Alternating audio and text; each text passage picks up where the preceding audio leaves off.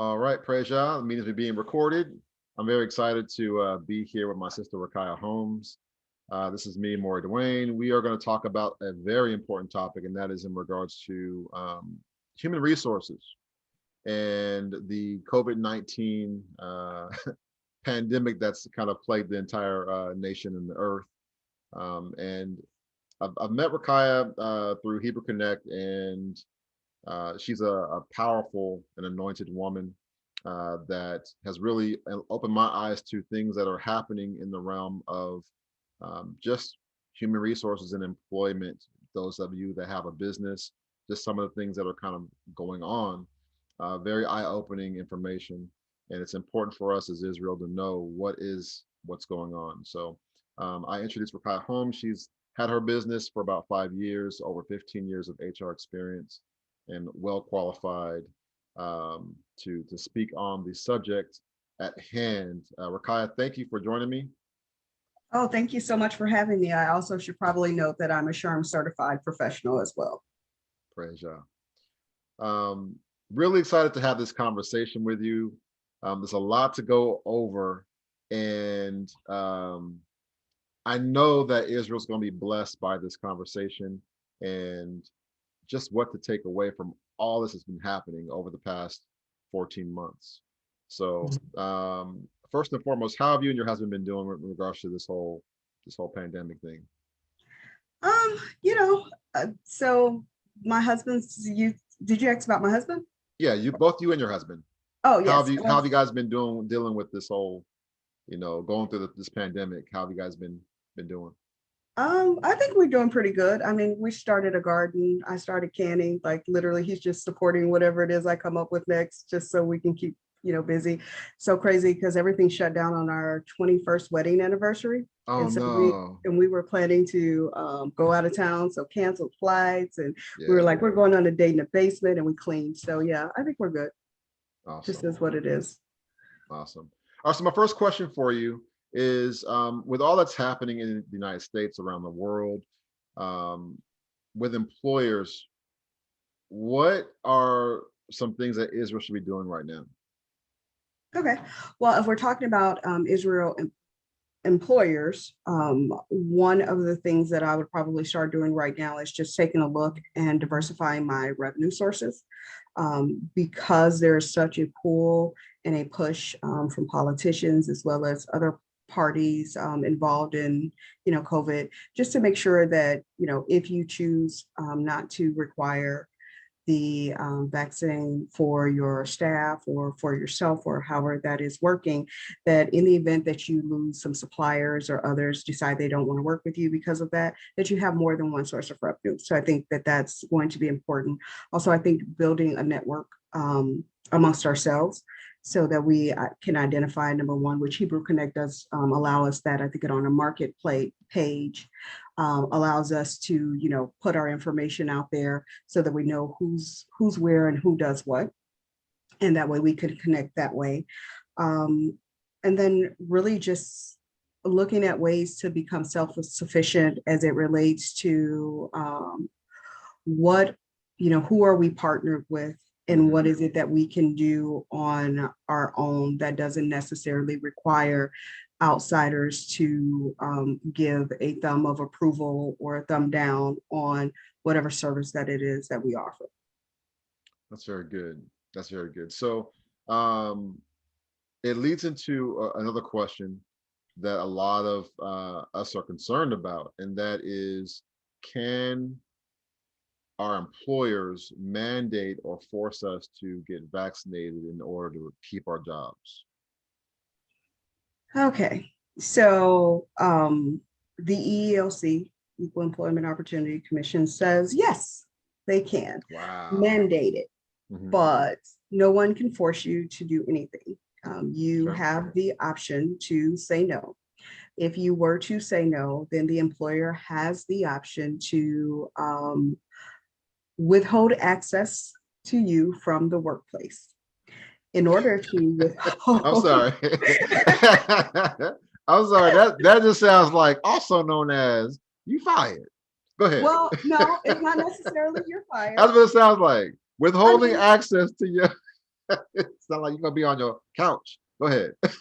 Well, and it's in short, in some cases that will certainly be the case. It really All right. just is is really dependent on the industry that you're in and what the rules are as it relates. And when I say rules, I'm actually referring to OSHA rules as it relates to your specific industry. So on a regular basis, the rules are being changed and information is being updated just because of the nature of the pandemic. And so the short answer is yes, obviously they can, but there are some rules that sort of guide them. Number one, if they were to withhold access to the facilities from you, they would have to determine that you're a direct threat.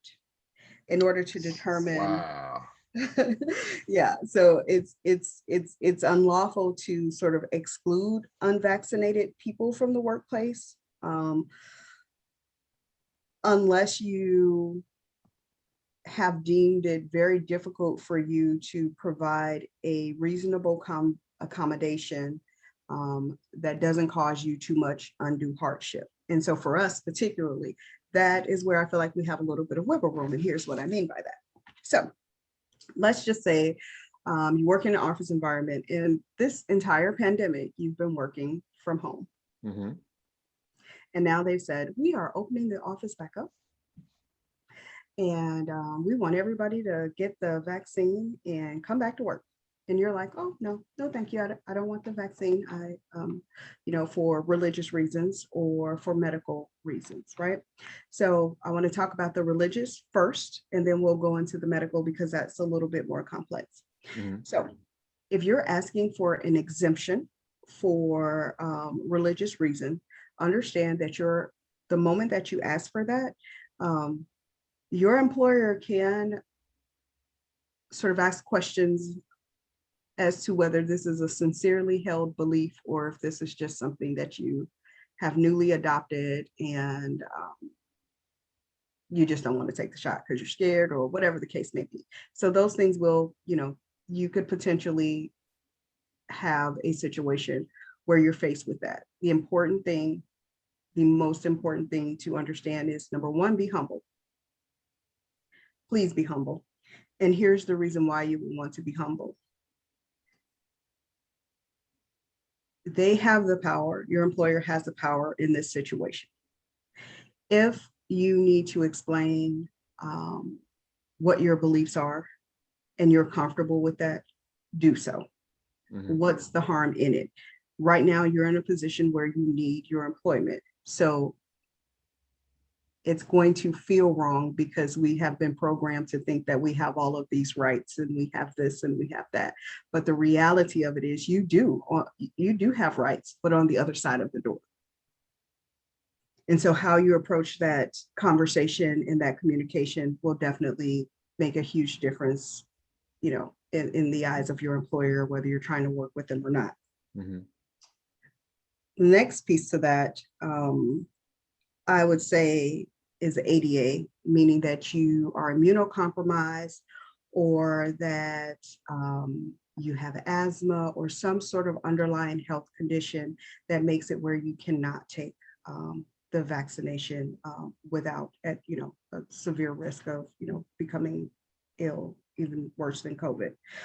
In those cases, what you would want to do is you would want to ask for an accommodation. So you would need to see your medical professional, talk to your doctor about, what options you could have. It's really going to be strictly tailored to your industry, what your employer rules are. And it's important that if you have a copy of your handbook, that you begin to understand that. So there are new rules that have come out. And as a matter of fact, let me grab that, because there are certain things that an employer should be doing for their employees. Mm-hmm. Number one, there should be a COVID pandemic policy that explains what they've done, how they're going to set the office back up if they're asking you to return to the office, if they're going to be offering hybrid work, how often they're going to clean, things of that nature. And so you want to know what they're already plan on doing to mitigate COVID so that you can see where you can possibly fit in. So, right, if they're going to offer a hybrid workplace, you're going to be maybe the only person there that's not vaccinated, then, what shift can you work so that you don't, so that everyone is comfortable, right? Mhm. So you're offering to self-isolate. This way, it's not our idea that you be over there because we'd like to have you here, right? But if it's your idea, then we will say, yes, we can accommodate that. Does that make sense? It makes sense. Yeah. So again, offering solutions versus just saying, well, you have to do this, because the reality of it is, if it's an undue hardship on the organization, no, we don't. No, we don't. And Wow. so one would say, well, we were doing it all before COVID. How come we can't do it now? Mhm. Well, let's just say that the team was less effective, performance went down, our clients weren't happy, whatever statistics I need in order to identify what the organization needs to be productive and successful is what it is. So the way that you communicate with your employer about what your needs are and providing options and possible solutions rather than sort of attitude and things of that nature, Mhm. I think will greatly enhance your outcomes of being able to get the result that you're looking for, which is just to remain at work and sort of be left alone. Gotcha. Okay. Yeah. And does that also apply like for those that say, well, hey, I've already got COVID and I survived, I came through it, so I don't need to get, I don't need this stuff. Does that also kind of, is that something they can go that route? Because it's up in the air. There's been no official, nobody with letters behind their name has said anything official about if you've gotten the COVID-19 virus that you shouldn't get the vaccine, but it's kind of out there. It's in the atmosphere about, yeah, we don't really recommend you do it at this time. We'll revisit it in 6 months. That's been kind of the thing that And we've kind of seen. I think that those are going to be individual employer decisions. I think it's really important that you talk to human resources Mhm. and find out what their policies are, where they're leaning towards this, and then explaining your situation. Do not get lumped into groups. Okay. Do not be a part of the group that's identified as,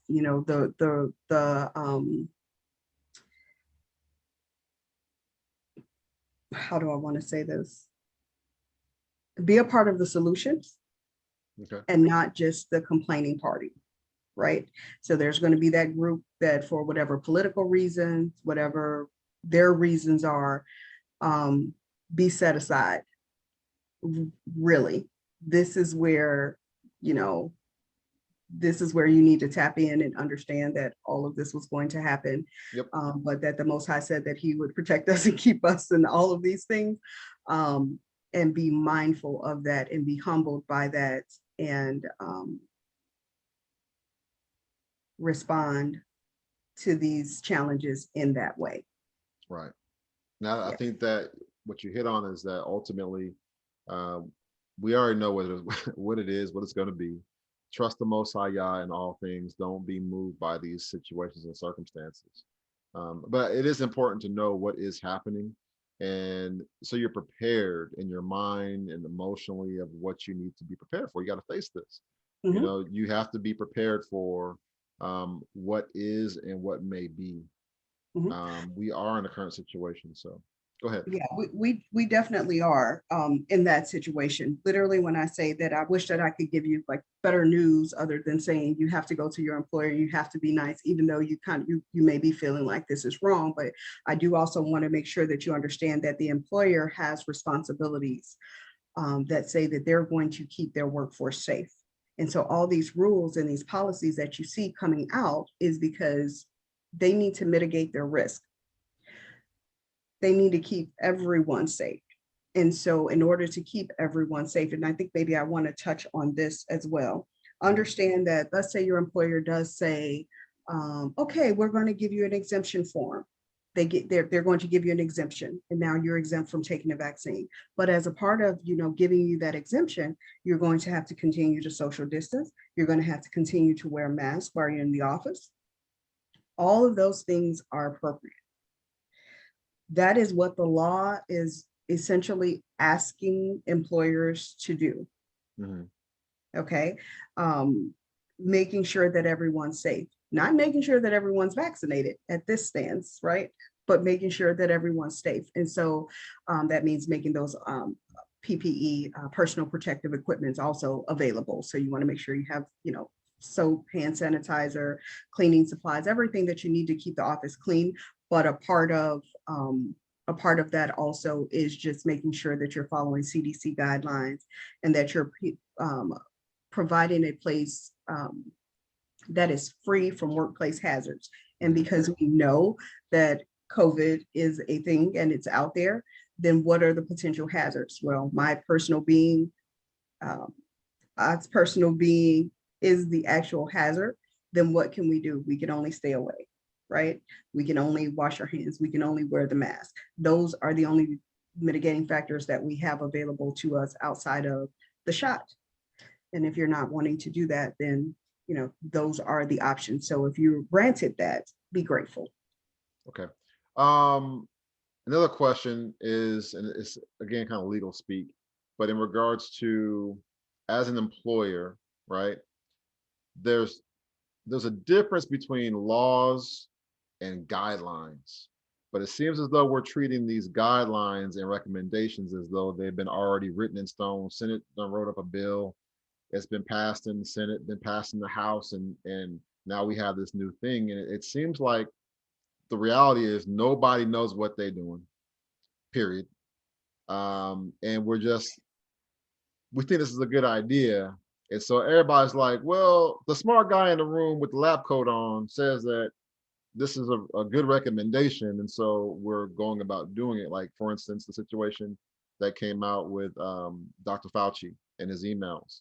And even forget the emails, just on one hand saying there's no need for Americans to wear masks, to then backtracking, you should wear masks. And then the emails coming out saying that the masks that most people are getting, especially these cloth masks, do absolutely nothing.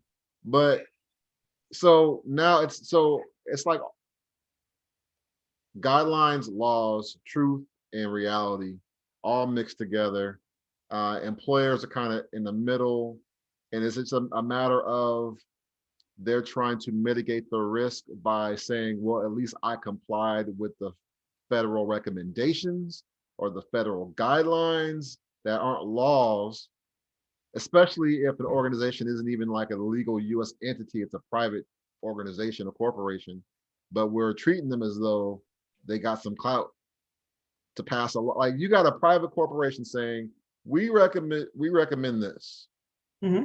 And then it's like, well, this private corporation says that we recommend this, so that's All what right. we're gonna, you feel me? So Mm-hmm. So there are how are we navigating that? we are navigating that by first understanding that state and local laws are trumping whatever they're coming out on the federal level with at this present time. So that's a part of the reason why I can't give you a blanket response on can an employer do it? What's this? What's that? Because it depends on the state. So like right now, I'm telling you that your employer can mandate that you be vaccinated. But one question that we haven't answered as it relates to that is, who can require proof? Are we going to go with an honor system, or are we going to have you come in and bring your certificate? Well, some states have said, well, the EEOC says, yes, you can require proof, right? But some states have said, no, we don't have no vaccine passes. We're not doing that. So now in those states, you cannot, right? Then some businesses are, or some, I'll say some businesses are saying, we're going to go off the honor system. What does that look like? What does that mean? So literally, yes, these are all businesses that are all coming up with their own, all these businesses, private businesses and federal and state and law, all of them are doing their own thing. But I think the most important thing that we have to recognize is that as it relates to the employer is a private entity. And as a private entity, all the things that are going on in the perimeter and around us won't matter until it becomes a law Mhm. Won't matter until it becomes a new established protocol that is recommended that we follow by a body that can fine us, close us, or you know what I mean, something like that. So yes, there is a lot of information out there, but you would literally have to dedicate an entire team into finding it when and which means that your employees suffer because they're not getting the HR attention that they need, Mhm. you know, programs and all of this suffer.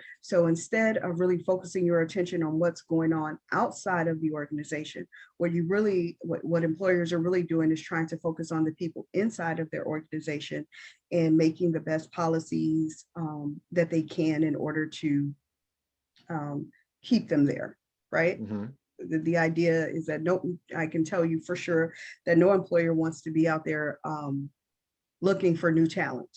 If Right. we have talent that's effective, then we want to keep the talent that we have. Mhm. But we only want to keep that talent if that talent is number one, productive, but also not. So if you have an employer who has not said, we're going to mandate, that should tell you something right there. If they are not at the point where they're saying we're going to mandate this, then you can work with them. But it's about your approach and about how you communicate. In human resources, the last thing we want to see is a problem. So if you know, you want to have that conversation, it's just really important to, you know, understand that what's happening on the outside with Fauci, his emails, all of this other stuff, until there's new guidance that's put out there by somebody.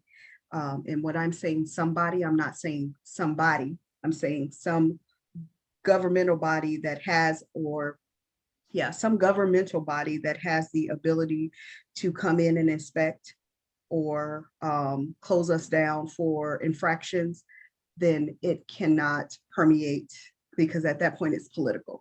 It can't permeate our organization's walls. Okay. And that it brings me to another question that just came to me right now. And so it's in regards to, and you may be able to answer this, you may not, but we know that there are several businesses that got shut down. They weren't able to operate in many places. The government, like the state governor or the mayor of their city, mandated that if you have this type of business, you can't operate. And so bills were still due, credit cards were still due. And so in many cases, these employers were forced to shut down their business. And I'm asking this from the standpoint of, I know that there are many Hebrew Israelite business owners that had their business, and many of them had to or felt that they had to shut down because they weren't able to continue. It just went too far um, where they weren't able to work. They weren't able to operate their small business or medium-sized business. And so in many cases, they may have lost their lease on a building. You know what I'm saying? Different things happen. So what type of recourse in general is available for them or was available for them to kind of, are they just kind of done? Is there any recourse for them? Is there nothing they can do to try to I'm not speaking from the standpoint of just like suing for every answer, but what can Mhm. they do to petition to say, hey, you know, the state of Washington or the state of Arizona or the state of Nebraska mandated, again, it's another legal term, right? It's not technically a law, but it is, right? Mhm. They mandate that these types of businesses shut down and you cannot reopen for months and months and months on end. Mhm. And there was talks of stimulus, there's talks of unemployment. In some cases, many people were getting unemployment benefits, and there was things to help out the small guy. But as the business owner, what what was the recourse? Well, a part of the recourse was the PPP loan Hmm. program. And so businesses were able to get a loan from the Small Business Administration. So if you know, had a bank that you were doing business with, all you had to do is submit a request, and they would be willing to give you a loan, a forgivable loan if you use the funds appropriately. I'm not sure exactly where we are in that process. It may be over, but then there was also the EIDL loan, economic impact disaster relief loan or something like that, that was available to businesses. I think between the PPP loan and EIDL loan, you had to take one or the other, or one had to be beneath a certain amount or something like that. So those are great options. But one thing that I hear this, and the first thing that I wrote when I heard the question was, we all need to make sure that we have some sort of business interruption insurance. Okay. Something that covers your business in the events, like just say all the power goes out and I'm unable to, my clients are unable to access their portal and get what it is that they need from my business. And so obviously they don't want to pay, right? But I still have bills to pay, but I can't charge them for something. I mean, there are businesses that do, but I couldn't charge them for something that they can't access. And so I need to have, make sure that I have some sort of business interruption insurance available for these. And then I outline, how long I can go without. So making sure that you have some sort of savings to protect your business in the event that something like that happens. You have to have a cushion. And so I really think, and as we talk about Israel just in general, this idea that there's going to be something to cover us and to get us to whole after we experience something in whether it be business related, personally related. I think we probably should maybe get away from that mindset and start trying to figure out how to be self-sufficient, how to utilize the resources that are out there that you're funding from your own pocket versus something that, a PPP loan that the bank has to give you, you know what I mean? So like your own war chest, so to speak, just to, make sure that you're covered in the event that something happens. Very good. Yeah, that's my belief as well. I look at this whole situation where in general, regardless of this pandemic situation, we as a people, as a nation, need to start becoming more self-sufficient. No matter where you are in your life, no matter what state you're in, you can always do more to be self-sufficient, to collaborate and connect with your brothers and sisters, and keep the resources flowing within our community.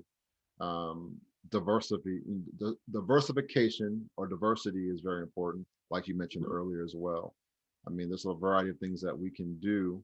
And I look at it like, even in our current exact situation right now, if we were to work together in singleness of mind and righteousness, we could do what we need to do for ourselves.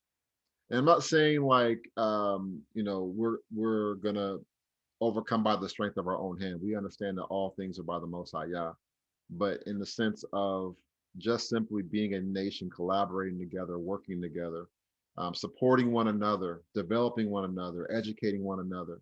Like, why are we sending our children outside of us to be educated? All right. We can learn from throughout the world and all the things, but we need to be able to teach our own, because when you have your open enemies teaching your children, they're going to be taught with the wrong perspective. And so from that aspect, and then also again, things like growing your own food, critically important as well. Yeah, well, and I think that's kind of where I was going with it. It may have been the first question, not really sure, but I think I answered it from a business perspective rather than just Israel as a whole. I think the question was, with all this happening in the US, with employers, what should Israel be doing right now? I believe it's a question. And so I answered it from a employer standpoint, like if you're an Israelite and you have a business, the things that you need to make sure that you're doing, which would be to reduce your reliance on one source of revenue, building a network, and things that are interrelated with one another. But I think on the individual level, something that we should be doing in the conversations that we should be having in our home and with our family is, prepping, canning, gardening, dehydrating, making sure that you're have a source of water, have a way to clean your water should you need to do that. Having a source of electricity should you, I actually debated this, how much electricity really do I need if some things happened? And the reality is probably not much. We don't have any medical conditions where we need to keep anything cold. And that's going to be their system. So I don't know how reliant I could be upon it. But making sure that you have some alternative source of power should you need it. So those are the realistic things that if we're going to look ahead about where this thing is going and how we can really be prepared. Number one, networking and building a network amongst ourselves. And there are many Hebrews that are out here who are actually doing that. They're building these networks. And I think maybe I mentioned on the marketplace as it relates to business, but I think this is also a really good place for us to just set up little groups where we can communicate and find out where people are and, put together a game plan. And like I said, there's others that are out there doing something very similar, and then bringing all of those resources together, because I think it's really, really, really important now more than ever that we don't all have to agree on everything. There's two main things that we need to agree on: Messiah, the Most High, and Mashiach, right? Everything else he can sort out. I'm certain of it. I'm so certain of it. But I think if we're going to be able to see something different for ourselves, being able to identify friend versus foe, right, is going to be a real key skill that we're all going to need to adapt here. I completely agree. That is the truth. That is absolutely the truth. We're gonna have to do that and do that now. Yeah. Did I answer the question? I'm so sorry. Did I answer the question? You did. Okay, You did. I did. Okay. Yeah, you did. And it's something that's what we need to do. You know what I'm saying? We absolutely have to know who your brother and your sister is, and stop inciting violence against your own flesh. That's what we oftentimes see happening. But in this season, and this really is specific to us in the U.S., but it applies also in other places. Work together, whether you're in Brazil, whether you're in Puerto Rico, whether you're in Canada, whether you're on the continent, be self-sufficient. And it's a lot that's going on. There's a lot. There is I so much. I mean, I know people that are in government. I know people that work for people in government, and the different things that are happening, the pressures that are happening. On a psychological and emotional standpoint, love one another. Don't let these pressures get you snapping on each other. We all know that when finances are kind of strained, when pressures are on, marriages can kind of get in trouble. Don't let that be the case. Offer no COVID. Don't let COVID destroy your marriage. Do what you can to stay in tune with your partner and support one another. Families take care of one another. You know what I'm saying? Communities take care of each other, feed each other, do what we got to do. And then obviously pray and be led by the Most High in regards to what to do. There's so much to talk about and discuss. There's so much more that we can discuss and talk about.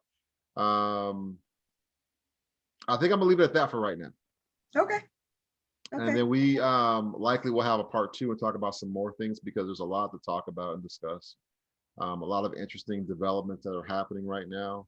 A lot to discuss. So, but with that, I do thank you, Rakayia, for coming on and having this conversation with me.